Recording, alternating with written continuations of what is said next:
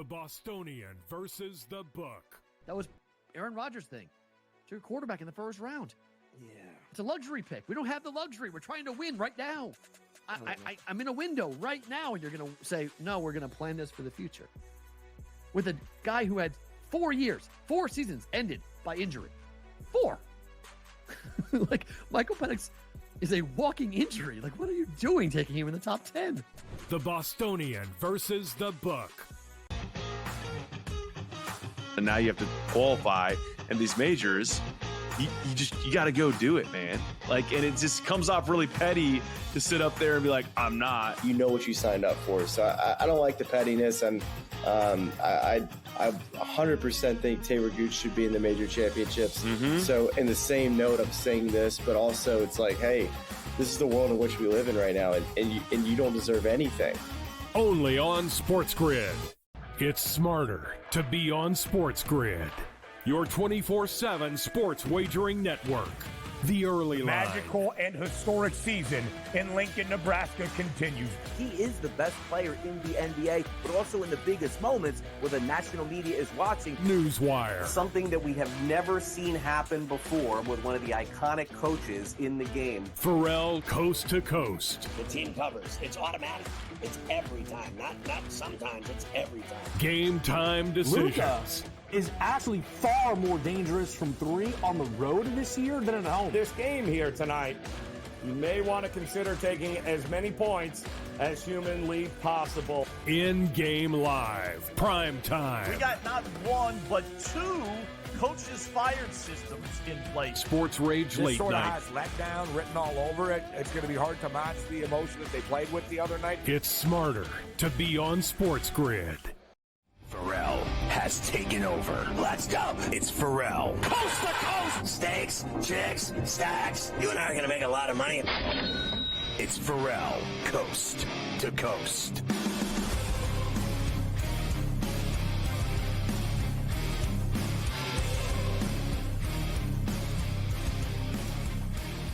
Good to have you with us on a Pain-Free Friday, Coast to Coast, along with Carver High, Mafia, and Luke, I Am Your Father. I'm Ferrall in New York. So Mafia has banned me once again this year, Carver High, from starting the grill during the Memorial Day weekend due to the potential for my face to catch on fire. He did mention to me, though, in the break, to make sure that I have my calluses scrubbed on my feet before I go to Vegas on the 13th.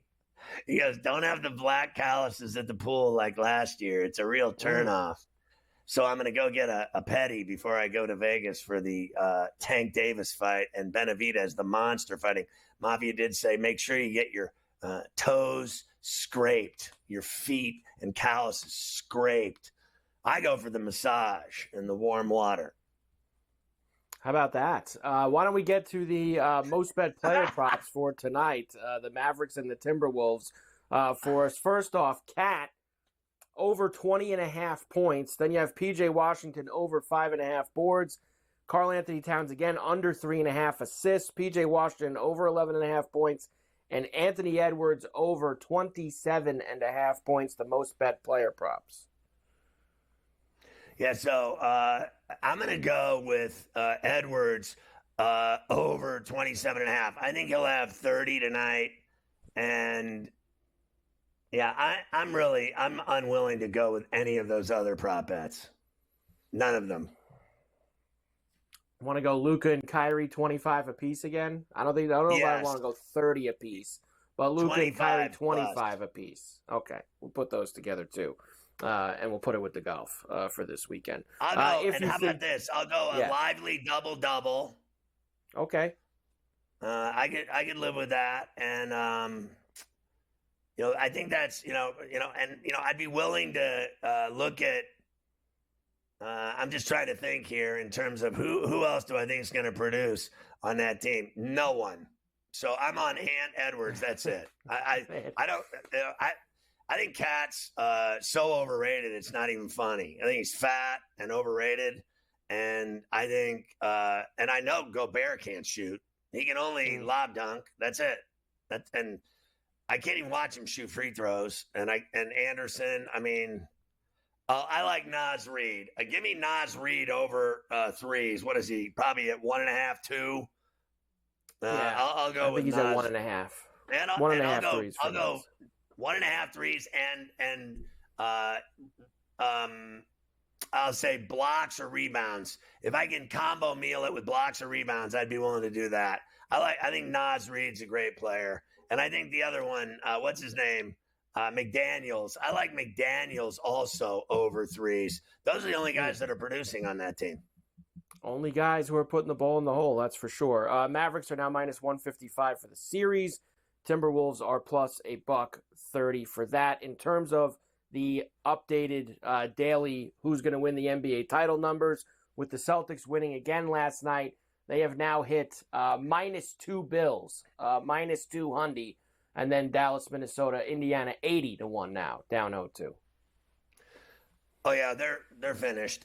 Listen, I won't deny, and it's literally not because they're both up 2-0 and 1-0, but I honestly think that the more I envision and the crystal ball future here, I see what I said to Morency. Luka, Kyrie against Brown and Tatum in the NBA final. I think it's inevitable. I think the NBA drew it up that way. They got it all nice and juicy, fixed for that, as sure as I'm sitting here. All you have to do is watch the Celtics games. They get every call. And then so does Luka Doncic. He gets, the funny thing about Irving is he doesn't cry about calls ever. He just balls out. But I think Luka cries enough to get about 6 to 8 free throws extra a game than everybody else on the floor. So I think the NBA and Adam Silver have it drummed up already. Dallas-Boston NBA final. You can see it. It's the backcourt final for the ages. That's what it is. Well, if it means that maybe Dallas, can actually push Boston a little bit, then I'm all for it because I'm tired of watching Boston. I'm on Dallas. I'm tired of watching Boston. Oh, I'm on Dallas big time if that's the series. I'll be on Minnesota if that's the series, but I want to see Boston get pushed. So hopefully Luka and Kyrie see him go down. Push down would be down's even better. Lose. If we can kind of, I hope they lose in 7 games and they go all the way to the wall and then lose. It's even better if I can see them suffer. I got no problem with that either. Pelicans general manager Trajan Langdon will be the new president of the Detroit Pistons. I don't know, Scotty. I get you're going from GM to president, but you're going to the Pistons, so I don't know. I don't know if that's is that a swing up for you there, going over to Detroit? I'm not so sure.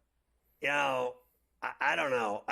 Look at it this way: you have Zion Williamson or you have Cade Cunningham, and I think the Pelicans are a better team and better organization than Monty Williams and the Detroit Pistons. That's all there is to it.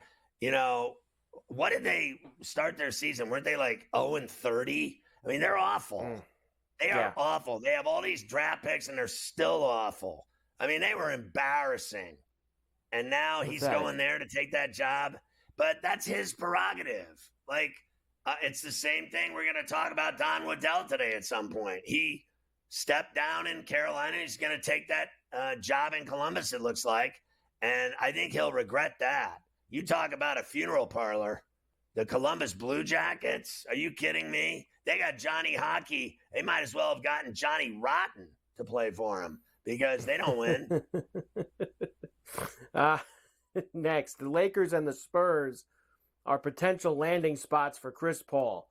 Man, when is that going to end, too? When are we going to stop the Chris Paul stuff?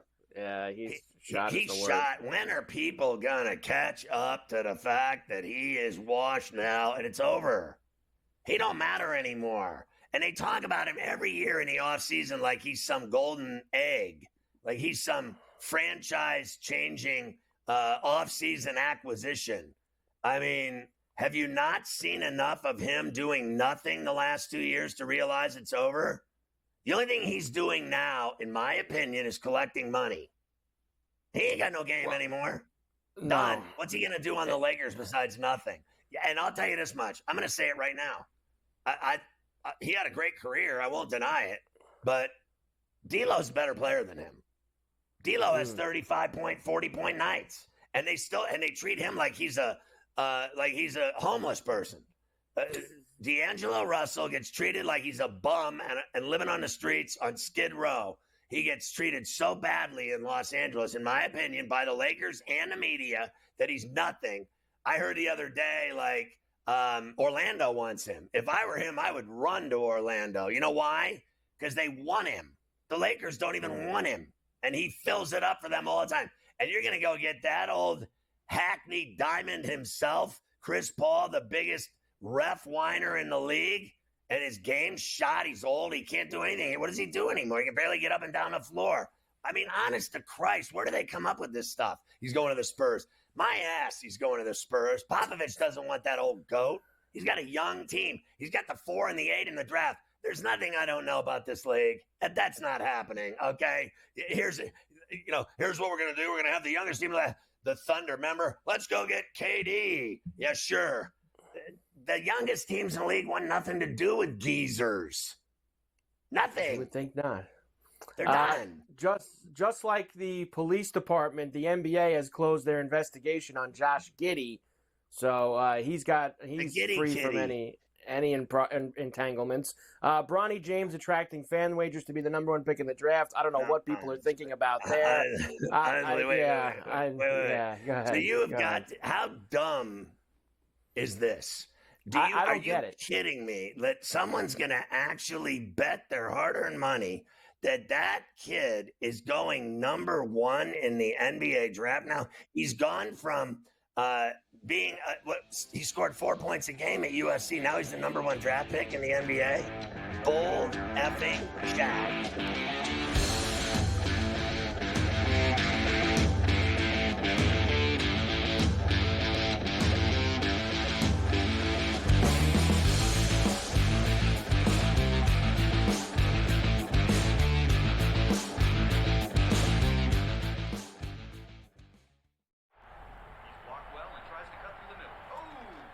Your gut says Miami is going to win, and you should take the over.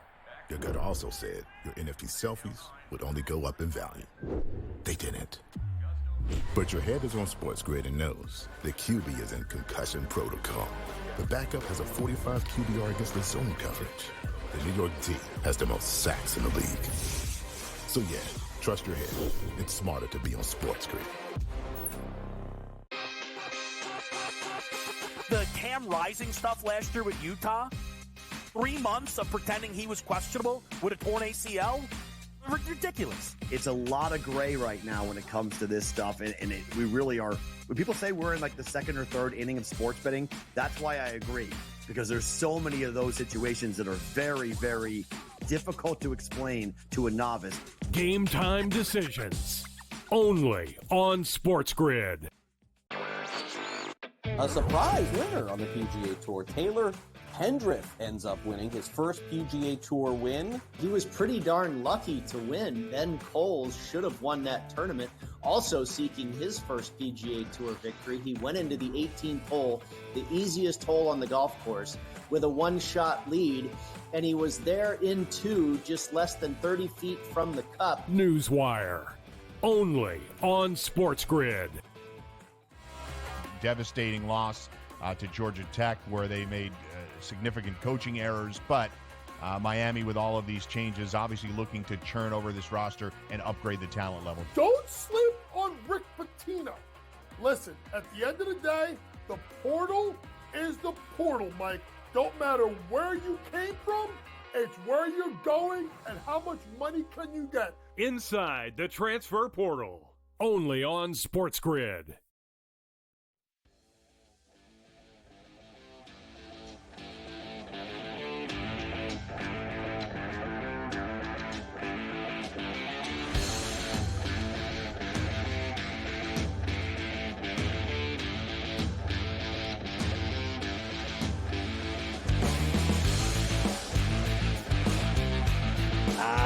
An Elvis sighting. We've got him.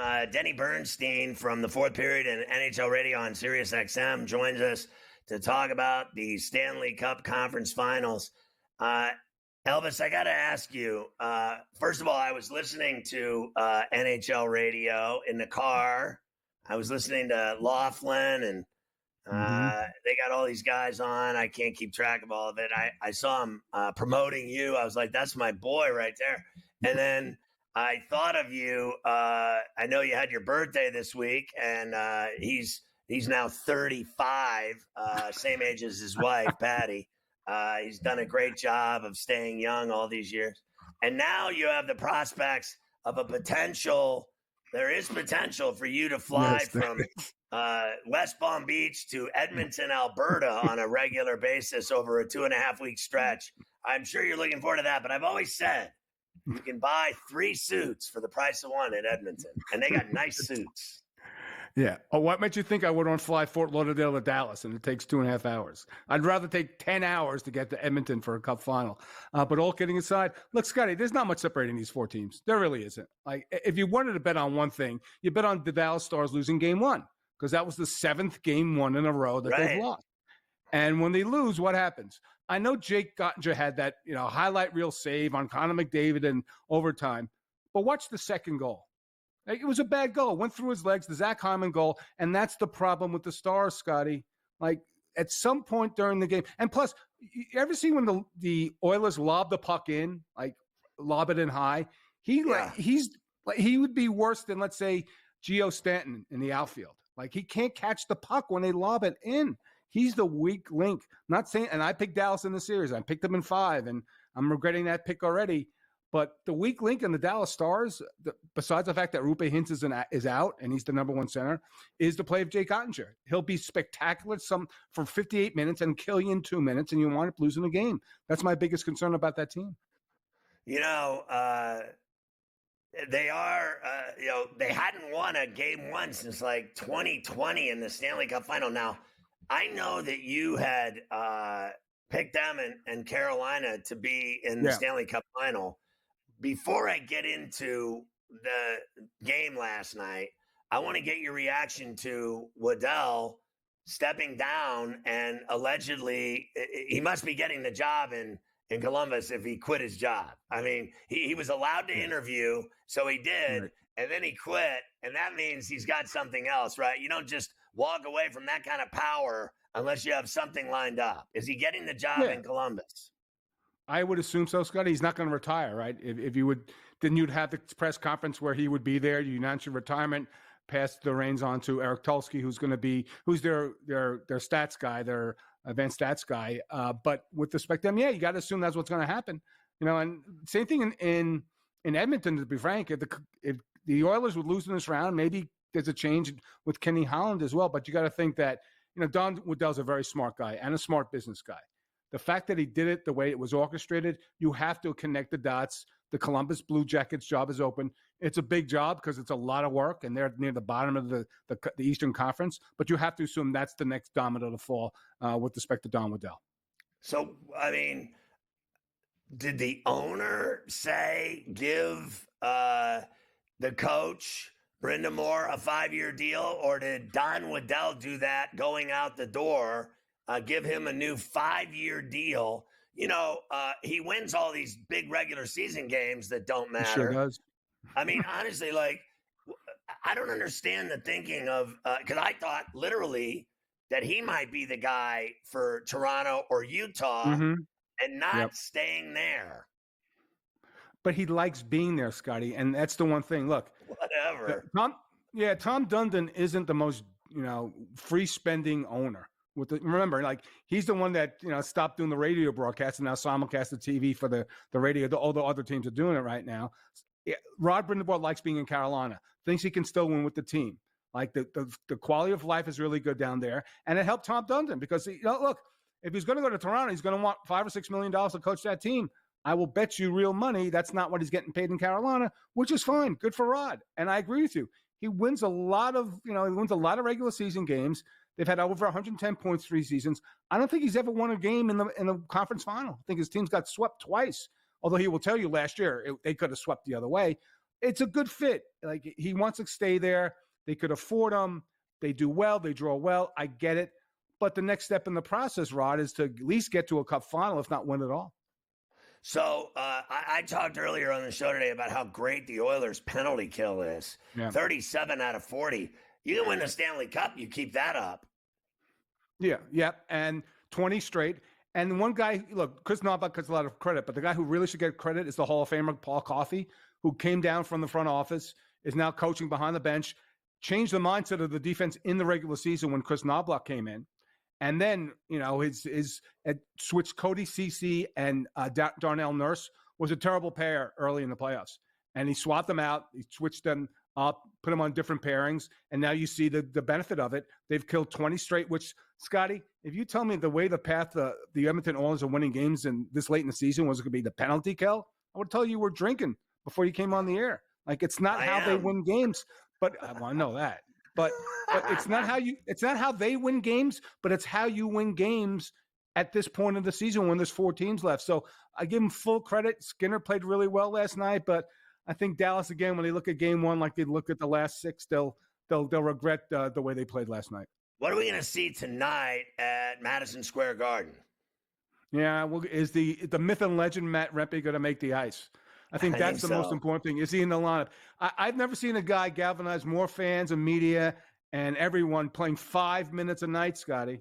So, like, if he does play, then I assume if Florida scores the first goal, that cat's going to be out there for the opening faceoff after that first goal. So we'll see.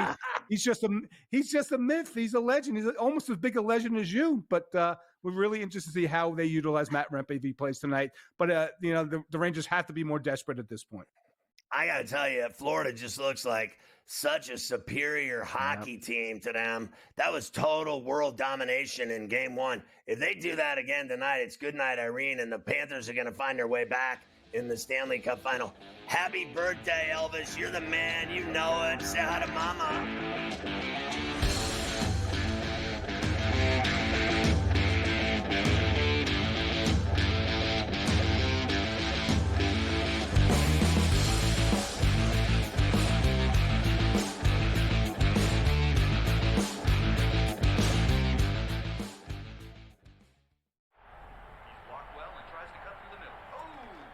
Your gut says Miami is going to win, and you should take the over.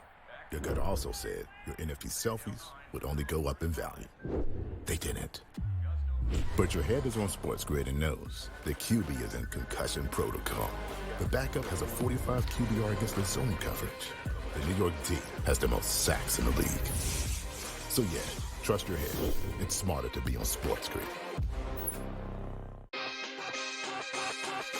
The Cam Rising stuff last year with Utah, 3 months of pretending he was questionable with a torn ACL, ridiculous. It's a lot of gray right now when it comes to this stuff, and we really are. When people say we're in like the second or third inning of sports betting, that's why I agree, because there's so many of those situations that are very, very difficult to explain to a novice. Game time decisions, only on SportsGrid. A surprise winner on the PGA Tour. Taylor Pendrith ends up winning his first PGA Tour win. He was pretty darn lucky to win. Ben Coles should have won that tournament. Also seeking his first PGA Tour victory, he went into the 18th hole, the easiest hole on the golf course, with a one-shot lead, and he was there in 2, just less than 30 feet from the cup. Newswire, only on SportsGrid. Devastating loss to Georgia Tech, where they made significant coaching errors, but Miami, with all of these changes, obviously looking to churn over this roster and upgrade the talent level. Don't sleep on Rick Pitino. Listen, at the end of the day, the portal is the portal, Mike. Don't matter where you came from, it's where you're going and how much money can you get. Inside the transfer portal, only on SportsGrid.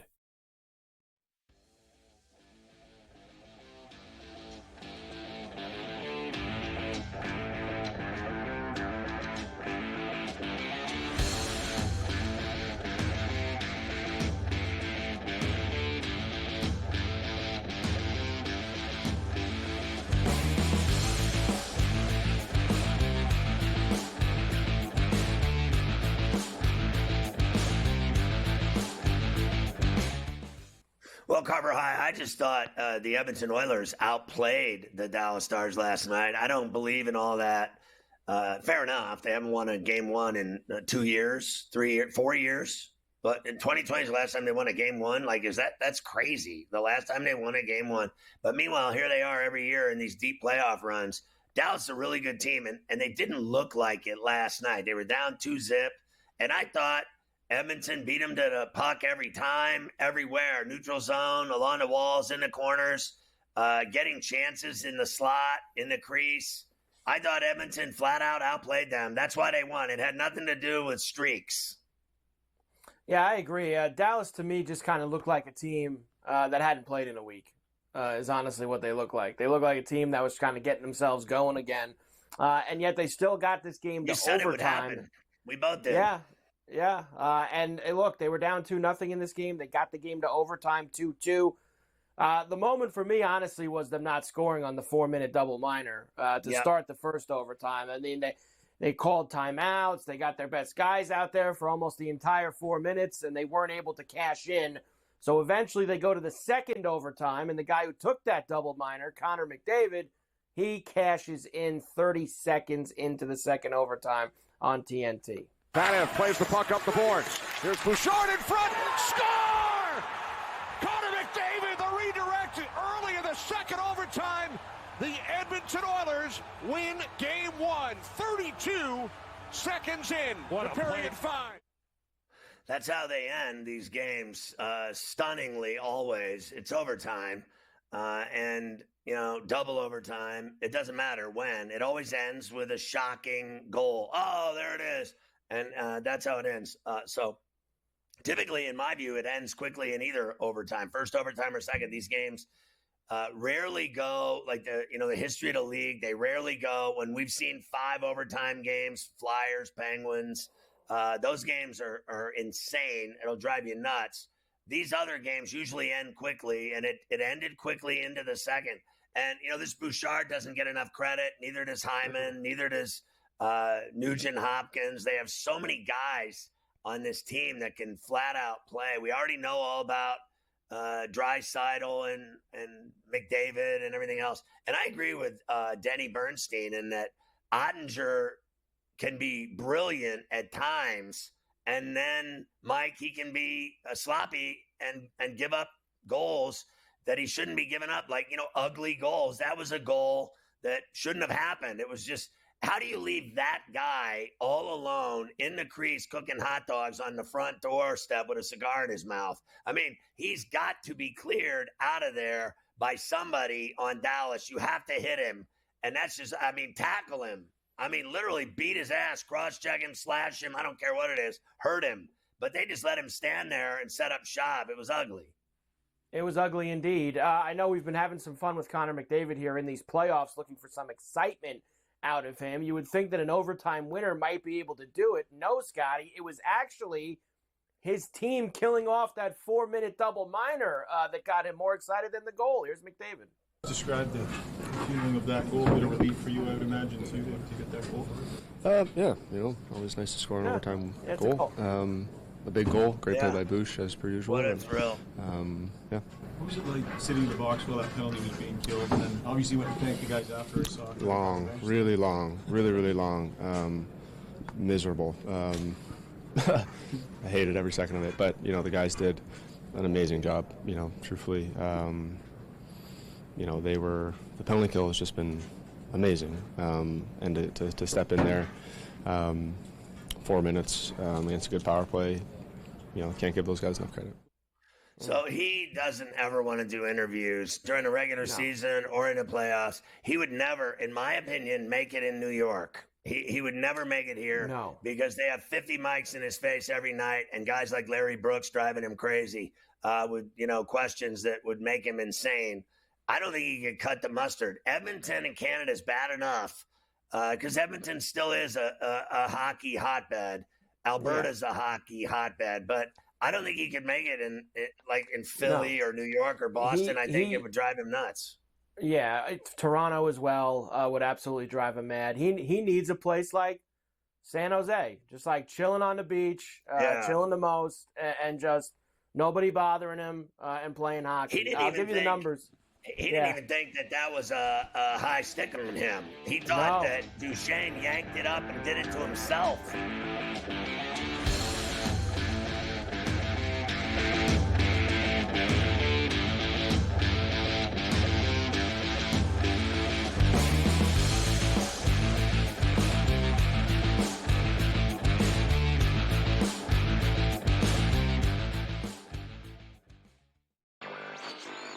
A surprise winner on the PGA Tour. Taylor Hendrick ends up winning his first PGA Tour win. He was pretty darn lucky to win. Ben Coles should have won that tournament. Also seeking his first PGA Tour victory, he went into the 18th hole, the easiest hole on the golf course, with a one-shot lead, and he was there in two, just less than 30 feet from the cup. Newswire, only on SportsGrid. The Bostonian versus the Book. Do Leafs fans stop watching hockey now, or do they root for other Canadian teams, Cam? No, I'm not a proponent of that, and it's actually kind of bothered me that, like, all the people in Toronto are kind of like, oh, now I'm going to cheer for the Oilers. Like, why? What was your affiliation with the Oilers? Like, Canucks still exist. Like, I don't lose automatically and say, yeah, I'm going to cheer for the Ottawa Senators because they're Canadian. No, I cheer for my bats. The Bostonian versus the Book. A lot of books, and outside of the New York area, the Canes are actually favored in Game 1 of this series. I'm seeing it right now. I'm looking. I see a -115 Canes, Rangers -105. I like the 6 and 7 games prop, like I took with Boston, Toronto, which we now know is going to cash. I think it's got a chance to go the distance. It's going to be a long, tough, close series. Sports Rage Late Night, only on SportsGrid. The Cam Rising stuff last year with Utah, 3 months of pretending he was questionable with a torn ACL, ridiculous. It's a lot of gray right now when it comes to this stuff, and we really are. When people say we're in like the second or third inning of sports betting, that's why I agree, because there's so many of those situations that are very, very difficult to explain to a novice. Game time decisions, only on SportsGrid. The brighter the lights, the bigger the stakes. Hunt or be hunted. Know your prey. This is a whole new jungle. This is The Lion's Share. Brought to you by BetMGM. So check out the new betting market for the NHL playoffs that you can only get at BetMGM. They have an empty net goal market for entire slates as well as specific games. Find them in the app under the NHL tab, then the props tab. You can also find specific game markets under each game along with the NHL props tab. You're going to love it. The Stanley Cup playoffs and BetMGM. Get their mobile app now on iOS or Android, or go to BetMGM.com. Get in on those empty net markets with BetMGM. Check it out at BetMGM.com. Coach James Young joins us on the Lion's Share every day. A programming note will be on tomorrow and Sunday during the holiday weekend, Saturday, Sunday, both 1 to 3 p.m. Eastern for betting above the rim, otherwise known as to the 10, Jerome. We talk NBA rack all day Saturday, all day Sunday in a 2-hour window, unequaled by our peers. We'll get you ready for the games on Saturday and Sunday night in the NBA Conference Finals.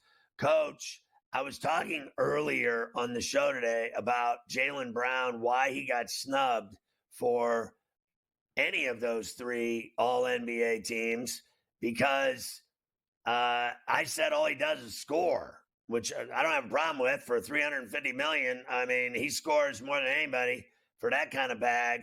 But, like, he don't pass. He don't see anybody. He had an assist last night. I said Doris almost had an affair. She got so excited when he passed the ball. But they act like he passes all the time, and he doesn't. He doesn't see anybody. All he does is go to the 10. I don't have a problem with that game. Is that why he was snubbed? Yeah, he's not a complete player. He's a scorer. And listen, I mean, if you start going through the all NBA teams, like, who is he better than? You know, I can't find a guard that I would take him better than. And I think the other problem is he plays on a team that's fully loaded. When Jason Tatum was first team all NBA, and you could argue whether it was Brunson or Tatum. I don't have a problem either way with how they did it. So, I think with him, he's just not as a complete player. This is a guy that has struggled at times to go left. So you start looking at the whole NBA team and the guards. Better than Luka? No. SGA? No. Second team. Jalen Brunson? No. Anthony Edwards? No. third team.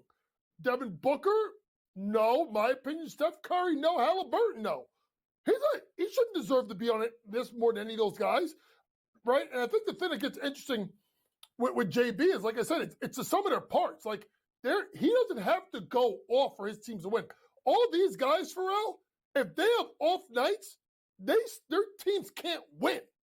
So when you look at JB, it's a great story that he's played so far in the playoffs. I think Carlisle is going to flip the script and attack him more defensively. And then what's going to happen is watch Jason Tatum start to go off. That's how they play off each other. He's been great so far. I expect Tatum to heat up starting tomorrow night. So he's averaging, what, like 25 per game in the playoffs? And do you think that, is that why they gave him all that money? Just because he scores and doesn't do anything else? They just gave him all that money. It's almost inexplicable to me. I like two-way guys. I like guys that do everything, that block shots, rebound, rip and run, have a steal. Even guys that, commit 3 or 4 good hard fouls. Guys that, bust their ass. He just gets the ball and dribbles and drives and scores. How did he get all that money? Because he made all NBA teams in the past. And so he got eligible for the Supermax extension. So he got it. And listen, folks, you could sit there and listen. Maybe I'm old school. I'm from the days of Magic Johnson signing a 25-year, $25 million year contract, and people thought that was astronomical. Do these guys make maybe too much money? I don't know. Maybe, but hey, capitalism at its finest.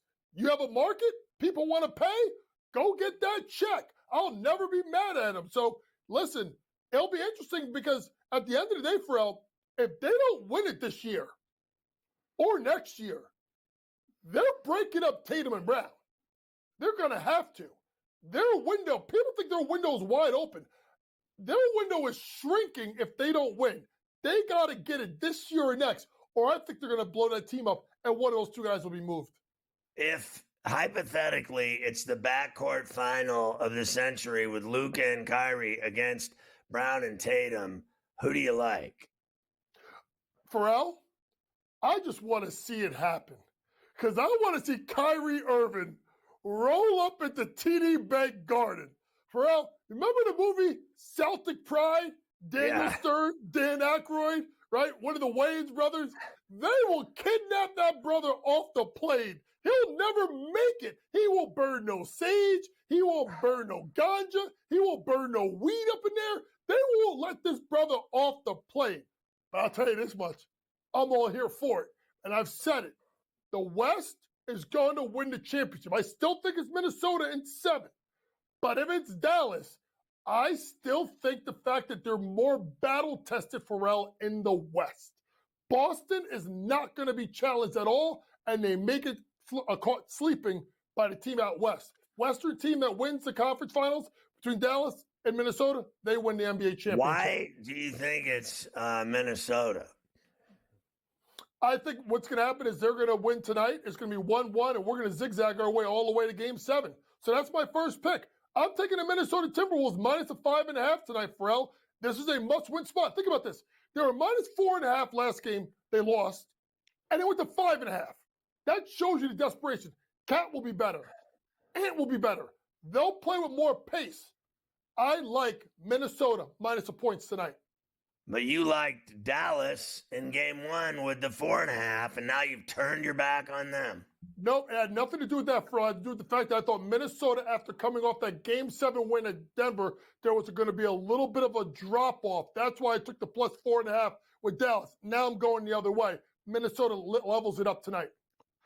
And what about said one Kyrie Irving? It sounds to me like you're keeping, getting a little Jersey in here. Oh, Jersey, we in the building. We going to Kyrie Irving over 22.5. Ferrall, did you see that brother just dropping buckets on people? Yeah. 24 in the first half. Luka's going to allow him to be Batman a little bit. 9 out of 15, he would have gone under. But 3-3 versus the Timberwolves. Interesting fact, 22.5 points. 14 times Kyrie has faced Mike Conley. He's gone over 22.5. 12 out of 14 times. Conley can't check him. Kyrie gets busy tonight. So they have to put Edwards on Luka. Is that what you're saying? Because they had him on Kyrie in the first half and he got smoked. No, he got smoked. I think you'll see Conley on him a little bit. Maybe McDaniels goes to Luka a little bit, but I still think you get Kyrie cooking. I just like the way he's playing. I think the last, I would say, 5.5 quarters has been Kyrie being ultra aggressive. It continues tonight. And as for Nas, your boy Nas Reed. Not Nas with an S, Nas with a Z. The pride of Asbury Park. The second best thing to come out of Asbury Park since Bruce Springsteen. Coach knows a little bit about Bruce Springsteen. Nas Reed over 10.5 points. Stone Pony right down the block from where I live. Over 9 out of the last 15 games.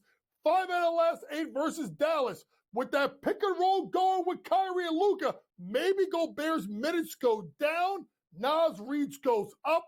Nasty Nas over 10.5 points tonight. What about the total tonight, Coach? You leaning either way there?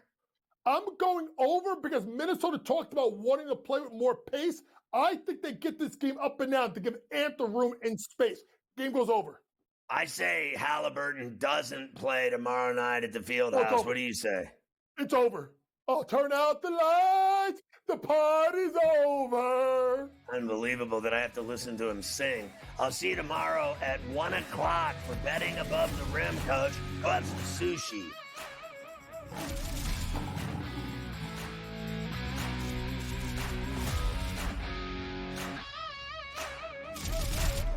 The Lion's Share, presented by BetMGM.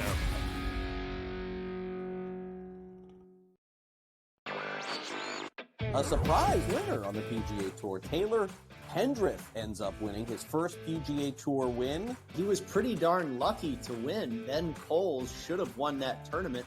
Also seeking his first PGA Tour victory, he went into the 18th hole, the easiest hole on the golf course, with a one-shot lead, and he was there in 2, just less than 30 feet from the cup. Newswire, only on SportsGrid. The Bostonian versus the Book. Do Leafs fans stop watching hockey now, or do they root for other Canadian teams, Cam? No, I'm not a proponent of that, and it's actually kind of bothered me that like all the people in Toronto are kind of like, oh, now I'm going to cheer for the Oilers. Like, why? What was your affiliation with the Oilers? Like, Canucks still exist. Like, I don't lose automatically and say, yeah, I'm going to cheer for the Ottawa Senators because they're Canadian. No, I cheer for my bats. The Bostonian versus the Book. A lot of books, and outside of the New York area, the Canes are actually favored in Game 1 of this series. I'm seeing it right now. I'm looking. I see a -115 Canes, Rangers -105. I like the 6 and 7 games prop, like I took with Boston, Toronto, which we now know is going to cash. I think it's got a chance to go the distance. It's going to be a long, tough, close series. Sports Rage Late Night, only on SportsGrid. The Cam Rising stuff last year with Utah, 3 months of pretending he was questionable with a torn ACL, ridiculous. It's a lot of gray right now when it comes to this stuff, and we really are. When people say we're in like the second or third inning of sports betting, that's why I agree, because there's so many of those situations that are very, very difficult to explain to a novice. Game time decisions, only on SportsGrid.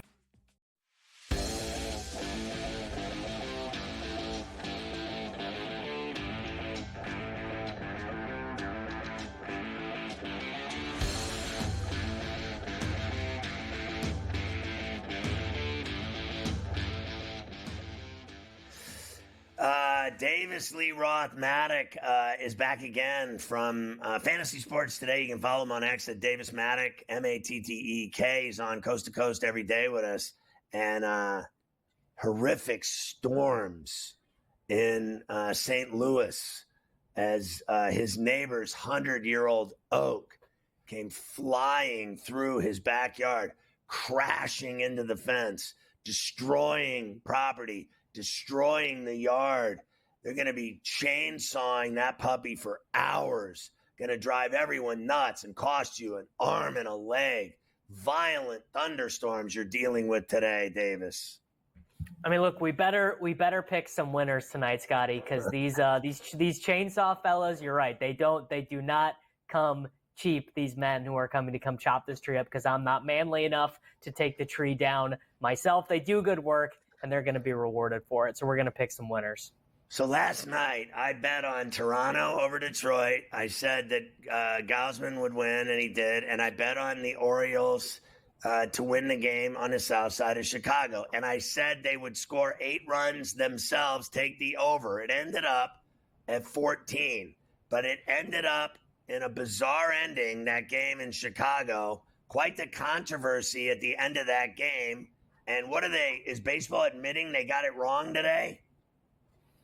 I mean, really, all that I care about was that I had the Orioles run line in that game the same as you did. And so really, at the end of the day, I'm just hoping that Manfred put the call in and they said, they know that Ferrall and Davis need the Orioles here. So how about we just go ahead and do our Baltimore Orioles a favor and give them this spot? I don't see Major League Baseball admitting that they're wrong, but I'm going to go ahead and guess if an umpire made a decision, it probably was the wrong one.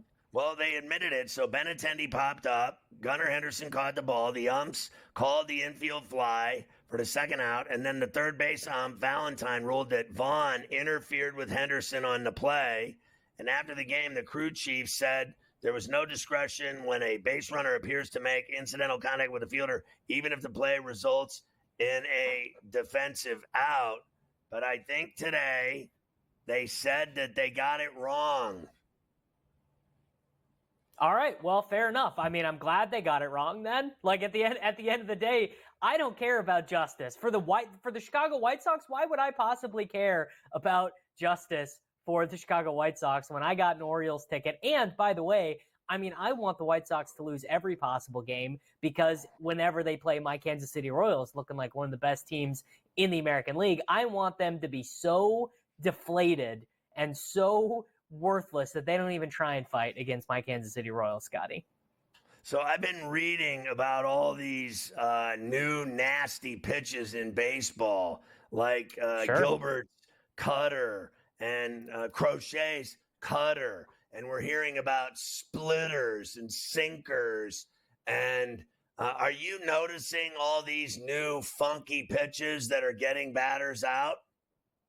Yeah, I mean, so that splitting pitch, there's like a couple pitching coaches who teach it. It's kind of the big thing in baseball right now. It's one of the things Sonny Gray added. One of the reasons why Sonny Gray has been striking so many guys out this season.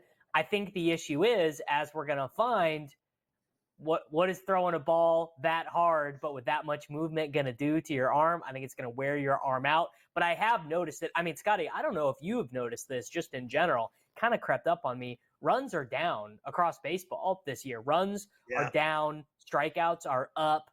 And, it's hard to say, did baseball change the ball again? Is it these new? So there's that splitter. And then there's also like a sinker slider sweeping kind of breaking pitch that these guys Turnbull throws it. It's a Turnbull throws it, and it's a crazy pitch. It's very taxing on the arm. And your boy Lugo's throwing that cutter as well in Kansas City. Wheeler's throwing the splitter. And then I've heard about this dialed back fastball, whatever that means. And then you've got Kramer's got the nasty Coffee and Kramer in Baltimore. He's got a nasty splitter. And how about Skeen's pitches? It seems like he's throwing 101 on every pitch, and then he'll throw an 87-mile-an-hour change. And you got to admit, like, seeing guys crippled at the plate and buckled knees is fun. It's fun to watch batters have no idea what they're doing with these pitches. Absolutely. I mean, I love a good breaking pitch that the batter thinks is going to hit them. That is the best, when the changeup comes in and then it lands right there at the corner of the strike zone. I love that. And I love the slider when it comes in to the guy and he thinks he's got a hold of it and he misses by 8 inches. That's one of the best moments in baseball. All right, let's talk about some of your plays for tonight so you can pay for the lawn care that you're going to need. Let's start with your basketball play for the game at the Target Center tonight. Who you rolling with? This is going to be a long series. I'm taking the Timberwolves. Luka did get the better of McDaniels in game one. I definitely don't think he's going to get the better of him every single night in this series. Anthony Edwards only made 6 buckets. Kyrie and Luka made 12, again, very easily. I think that is going to go the other way. I think this one goes 7 in the end, so I'm taking the Timberwolves minus 5.5 tonight. And you hit the Celtics last night, easily laying that 9, so you're on a roll with your NBA plays. Let's go to a great game that I'm excited about late night when you're drunk. The Yankees and Padres at Petco with the soft serve ice cream. A good one out in San Diego tonight. Yeah, this one's really good. So Rodon, another guy who's added a new pitch, he's got this crazy slider. He's been throwing it like crazy, getting crazy swing strikes with it. I'm taking the Yankees money line, and we get a little bit of Juan Soto revenge here, Scotty. Against Yu Darvish. And then what about the Phillies-Rockies game at Coors? Think there might be some runs? Yeah, oh my. Phillies going into Coors Field against the worst pitching staff in the National League. I think they might get 10 themselves. I think they might get 11 themselves. We're going over 11. I think they might get. We're going over in Colorado tonight. Well, listen, wear your goggles when you're out there helping cut the wood of the tree, the 100-year-old oak. Don't gouge an eye out. Have a good Memorial weekend, brother man.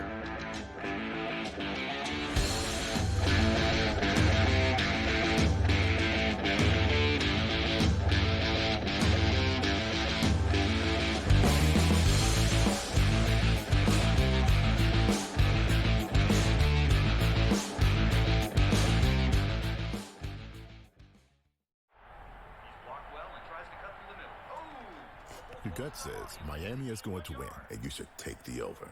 Your gut also said your NFT selfies would only go up in value. They didn't. But your head is on SportsGrid and knows the QB is in concussion protocol. The backup has a 45 QBR against the zone coverage. The New York D has the most sacks in the league. So yeah, trust your head. It's smarter to be on SportsGrid. The Cam Rising stuff last year with Utah, 3 months of pretending he was questionable with a torn ACL, ridiculous. It's a lot of gray right now when it comes to this stuff, and we really are. When people say we're in like the second or third inning of sports betting, that's why I agree, because there's so many of those situations that are very, very difficult to explain to a novice. Game time decisions, only on SportsGrid. A surprise winner on the PGA Tour. Taylor Hendrick ends up winning his first PGA Tour win. He was pretty darn lucky to win. Ben Coles should have won that tournament. Also seeking his first PGA Tour victory, he went into the 18th hole, the easiest hole on the golf course, with a one-shot lead, and he was there in 2, just less than 30 feet from the cup. Newswire, only on SportsGrid. Devastating loss to Georgia Tech, where they made significant coaching errors, but Miami, with all of these changes, obviously looking to churn over this roster and upgrade the talent level. Don't sleep on Rick Pitino. Listen, at the end of the day, the portal is the portal, Mike. Don't matter where you came from, it's where you're going and how much money can you get. Inside the transfer portal, only on SportsGrid.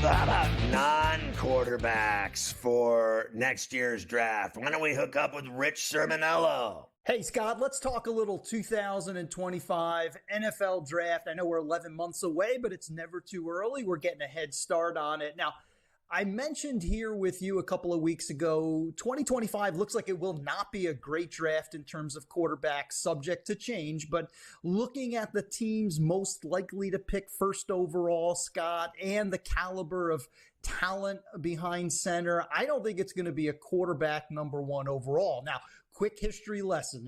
Number one is either going to be a passer or someone who gets after the passer. Last 11 years, 8 number one overall picks, quarterbacks, the other 3 defensive linemen, guys who can rush the passer. So I'm taking a look at some defensive linemen who could be number one overall when we get to Green Bay next April. It's a great class. For what the quarterbacks lack in depth, the defensive linemen are very good. I'll start on the edge. The top candidate right now, Tennessee's edge rusher, James Pierce. He is a bolt of lightning coming around the corner, really started to scratch the surface of his potential last year, tied for the SEC lead with 10 sacks. I think he only gets better this season. He is the favorite. Now, you have some defensive tackles, outstanding class. And Deion Walker, to me, is an absolute freak, Scott. 6'6", 350 pounds, agile beyond belief, especially someone for his size.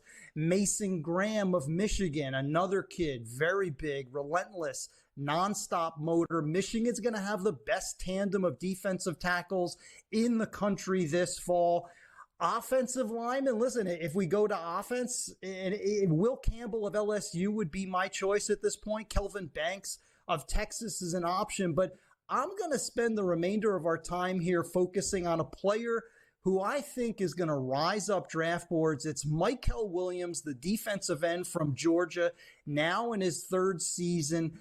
He looks like the Myles Garrett type, Jadeveon Clowney, Trayvon Walker from Georgia, guys who really rise quickly. 6'6", 265 pounds, just 19 years old. Very long arms, hasn't really hit his full stride yet. I think it happens this season. Kirby Smart has talked in the offseason about using Michael Williams more as an outside linebacker, allowing him to really tap into his traits and his athleticism. So not a lot of talk right now, plus 2,000 on FanDuel. So I think there's some opportunity in the futures market. Keep an eye on Michael Williams, possible top overall pick in 2025. Wow, great stuff, Rich. Thank you. Appreciate you. Have a great Memorial weekend. Carver High, let's pick it up on the Edmonton-Dallas Game 2 tomorrow night in Dallas. Yes, they will continue their series after the overtime win last night for Edmonton. Tomorrow night in Big D, Stars minus 135, Oilers plus $1.15, and a flat 6 for the total in Game 2. Yeah, I mean, Dallas has notoriously responded after losing Game 1s in all these series going back a few years. It's just every Game 1 they lose, and then they come out and they kick ass and take names in Games 2 and 3, and frankly, Game 4s as well. So I think the bye is Dallas on Saturday night in Game 2 to even up the series in the Western Conference Final at 1 apiece. And the series favorite, of course, flipped with Edmonton winning last night as well, as they are now minus 190 for the series, Stars plus $1.55. So that flip-flops a little bit after last night's results. Yeah, I think that, as I've mentioned throughout the show, the special teams, to me, is the key to this series. They're both deeply talented teams loaded with really good players. And we've seen and heard about, the Oilers are always being blamed for bad goalies. Skinner played great. I thought, he got some help from the post on the Robertson shot. But the reality is Ottinger got burned. And right now Skinner is one up and playing better than Ottinger. So to me, it comes down to special teams. And I feel, without a doubt, I don't hesitate, Edmonton has a way better power play and a definitively better penalty kill. So if they get Skinner and a power play and a PK going, they might win the Stanley Cup. Forget about worrying about the Dallas Stars. If you get those 3 machinations going, you're on your way, baby.